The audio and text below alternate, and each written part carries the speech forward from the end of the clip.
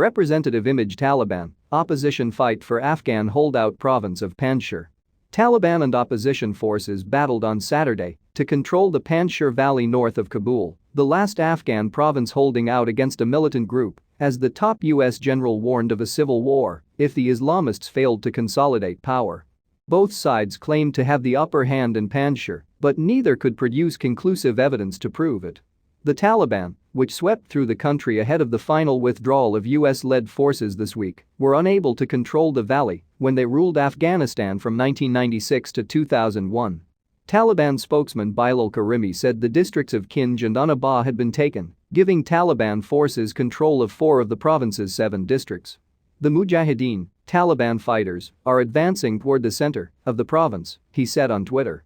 But the National Resistance Front of Afghanistan, grouping forces loyal to local leader Ahmad Massoud, said it surrounded thousands of terrorists in Kawak Pass and the Taliban had abandoned vehicles and equipment in the Dasht-e-Wak area. In a Facebook post, Massoud insisted Panjshir continues to stand strongly.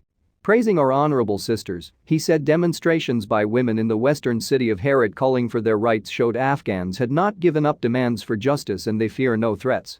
U.S. General Mark Milley, chairman of the Joint Chiefs of Staff, underscored the tenuous situation. My military estimate is that the conditions are likely to develop of a civil war. I don't know if the Taliban is going to be able to consolidate power and establish governance, Milley said.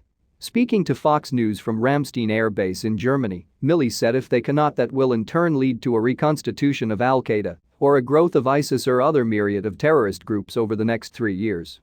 Emergency, an Italian medical aid organization, said Taliban forces had pushed further into the Panjshir Valley on Friday night, reaching the village of Anaba, where the group has medical facilities.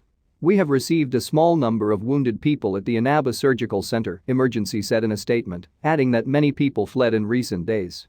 It was not immediately possible to get further independent confirmation of events in Panjshir, which is walled off by mountains, except for a narrow entrance. Celebratory gunfire resounded in Kabul on Friday as reports spread of the Taliban's takeover of Panjshir.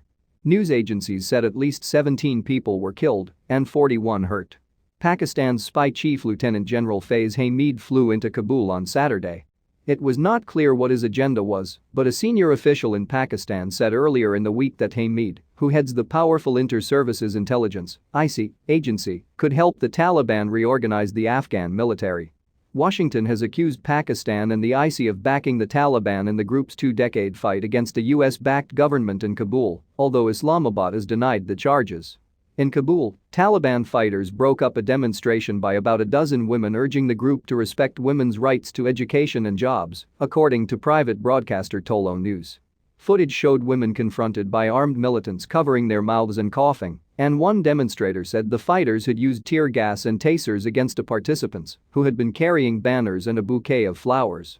They also hit women on the head with a gun magazine, and the women became bloody, said a demonstrator who gave her name as Saraya. Taliban co-founder Mullah Abdul Ghani Baradar, reported by some Taliban sources to be in line to lead the new government, said in remarks on Qatar's Al Jazeera channel that the new administration will include all factions of Afghans.